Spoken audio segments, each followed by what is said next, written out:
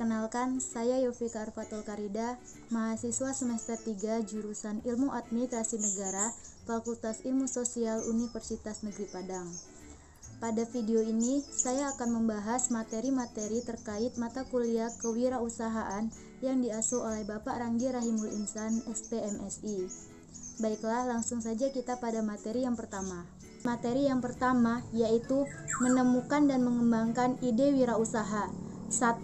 Pengertian tentang ide, berpikir kreatif, dan inovasi. Adapun yang dimaksud dengan ide usaha adalah segala konsep, pikiran, dan pengetahuan, sebuah mental, pandangan, keyakinan atau rencana dari kegiatan-kegiatan usaha. Adapun yang dimaksud dengan berpikir kreatif adalah keinginan untuk menemukan dan mencari penyelesaian yang berbeda dari suatu masalah untuk mencapai tujuan yang sama. Adapun yang dimaksud dengan inovasi adalah aktualisasi dari berpikir kreatif. Yang kedua adalah pengelompokan ide berwirausaha. Ada 3 tipe dalam pengelompokan ide berwirausaha. Yang pertama adalah tipe A, new market, yaitu ide menawarkan konsumen dengan barang atau jasa yang belum tersedia dalam pasar setempat akan tetapi di wilayah lain sudah ada. Tipe ini juga merupakan duplikasi atas ide yang telah ada di tempat lain, misalnya rumah makan, wartel, dan lain-lain. Yang kedua adalah tipe B, new technology, yaitu ide menerapkan teknologi baru untuk suatu proses produksi. Tipe ini juga menciptakan barang atau jasa atau proses yang benar-benar baru, misalnya produk makanan dan minuman. Yang ketiga adalah tipe C, new benefit, yaitu ide menemukan cara barang yang disempurnakan untuk suatu fungsi atau produk lama, yang juga merupakan memodifikasi dan memperbaiki sesuatu yang sudah ada agar lebih bernilai. Yang ketiga adalah sumber ide. Ide bisa muncul kapan saja, di mana saja, dan dari apa atau siapa saja. Menurut Longnecker, sumber ide berasal dari pengalaman pribadi, hobi, temuan kebetulan, dan penelitian. Sedangkan menurut Susarsono, ide berasal dari informasi, yaitu dengan membaca, melihat, atau mendengar dari orang lain, ilmu pengetahuan, melalui pendidikan, ataupun pelatihan. Dan yang terakhir melalui adanya tuntutan, yaitu dengan permintaan dan kebutuhan. Yang keempat adalah cara kreatif melihat ide. Adapun hal yang dapat dilakukan untuk melihat ide adalah dengan cara memberikan daftar pertanyaan yang lebih spesifik. Adapun contoh dari daftar pertanyaan tersebut adalah bagaimana pelayanan agar lebih cepat, bagaimana membuat ongkos produksi menjadi lebih hemat, bagaimana cara membuatnya agar berkurang efek sampingnya, bagaimana agar lebih mudah untuk dikemas, bagaimana cara memperbaiki desainnya, dan bagaimana cara merubah penampilannya. Yang kelima adalah teknik mendapatkan ide. Teknik-teknik mendapatkan ide adalah 1. Tukar pikiran. Dengan mengembangkan suatu ide dari beragam latar belakang, kepribadian, serta pengalaman. Contohnya, diskusi kelompok ataupun rapat. 2. Berandai-andai. Dalam proses berandai-andai, ide dipertimbangkan untuk diterima atau ditolak. 3. Kawin silang. Pencarian pribadi untuk membuat peluang tukar pikiran. 4. Keingintahuan. Membuat dan mengembangkan sesuatu berdasarkan rasa keingintahuan. 5. Pendekatan tidak langsung, contohnya diskusi kelompok. 6. Pendekatan ensiklopedia yang melibatkan riset ekstensif. 7. Komponen yang dimodifikasi, yaitu membuat ide baru hasil dari modifikasi ide lama.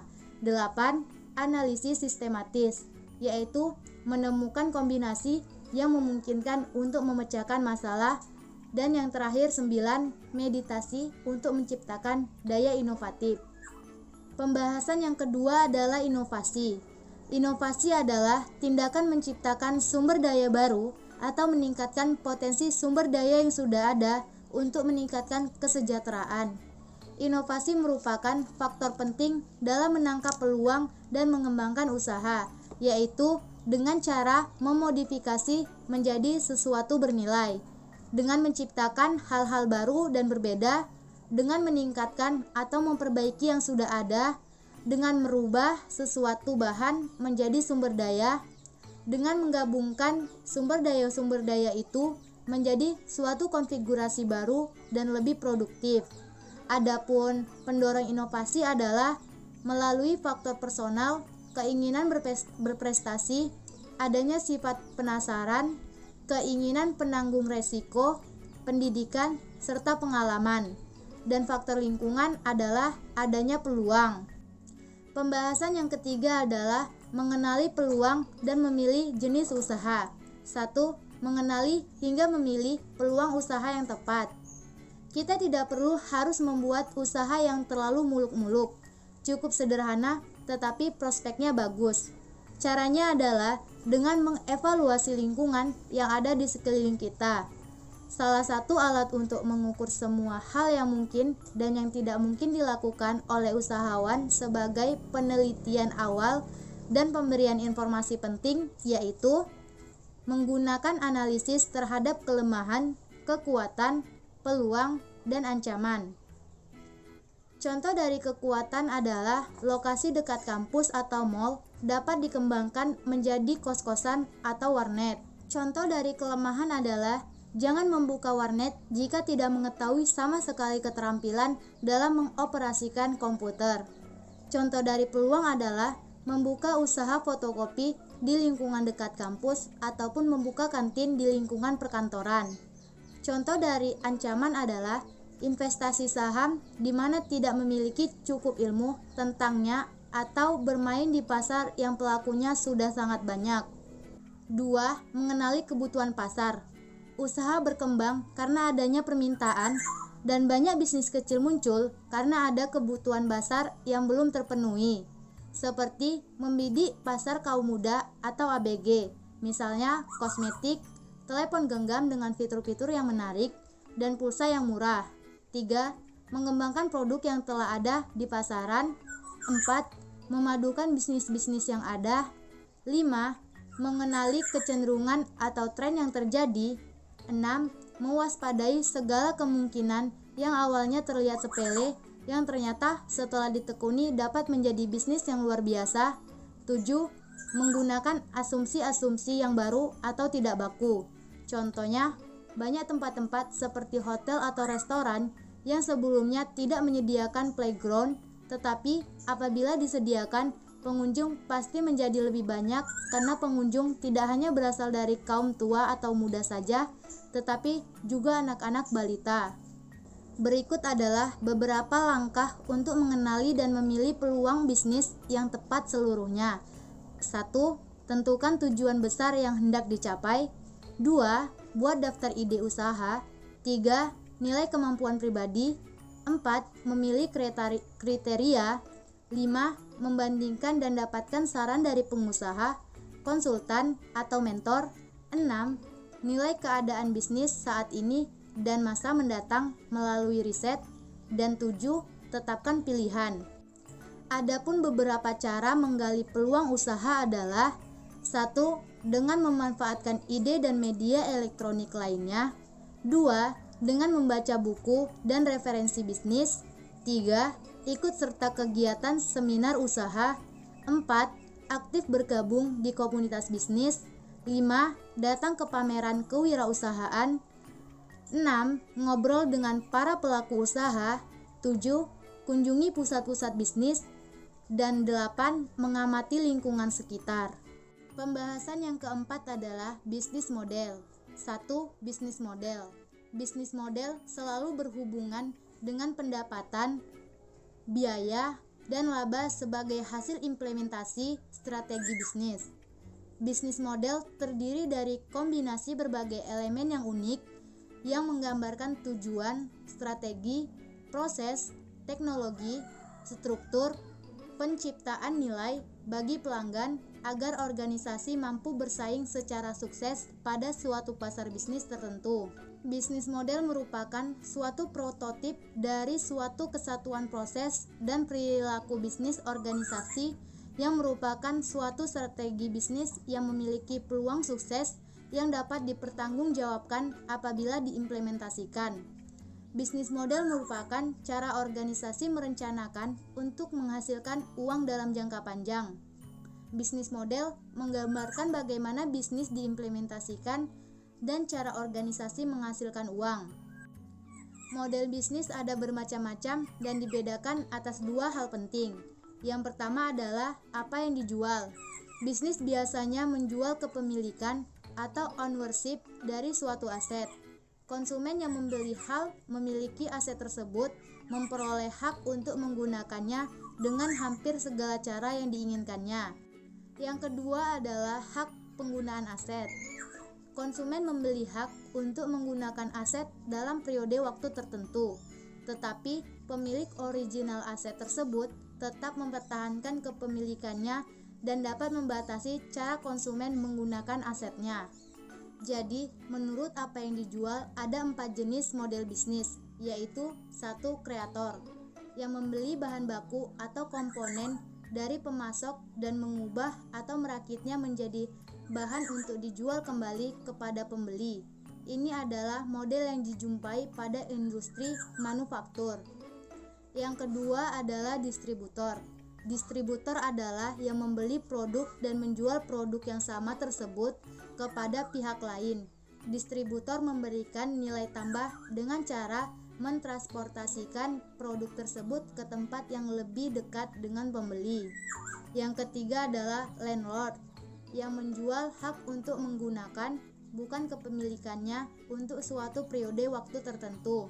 Yang keempat, kontraktor, yaitu menjual jasa yang diberikan kebanyakan oleh sumber daya manusia, misalnya konsultasi, konstruksi, pendidikan, perawatan, pengiriman paket, bahkan juga hiburan. Yang kedua adalah bisnis model kanvas. Bisnis model kanvas adalah kerangka kerja yang dikenal banyak untuk mendefinisikan model bisnis startup. Bisnis model kanvas disusun dengan tujuan untuk menjelaskan, menilai, memvisualisasikan, serta mengubah model bisnis sehingga kinerja yang dihasilkan oleh startup lebih maksimal. Jika dilihat sepintas, sebenarnya alur model bisnis kanvas ini nampak cukup sederhana, tetapi secara garis besar, alurnya mengalir dari satu elemen bisnis menuju elemen penting berikutnya. Selanjutnya adalah elemen-elemen bisnis model kanvas. Yang pertama, customer segment atau segmentasi konsumen. Kedua, value proposition atau proposisi nilai konsumen. Ketiga, channel atau saluran. Keempat, customer relationship atau hubungan pelanggan. Kelima, key resource yaitu sumber daya.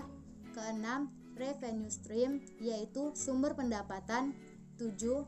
Key activity atau aktivitas yang dijalankan. 8. Key partnership yaitu kerjasama. Dan 9. Cost struktur yaitu struktur biaya. Yang dimaksud dengan customer segment adalah elemen pertama yang harus dimiliki dalam memulai bisnis model kanvas ini.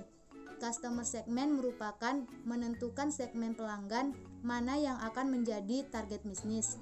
Contohnya, suatu maskapai penerbangan mengeluarkan 2 produk untuk memenuhi kebutuhan 2 segmen pelanggan yang berbeda, atau ada 2 stasiun televisi yang menyalurkan 2 acara yang berbeda untuk memenuhi segmen pelanggan yang berbeda.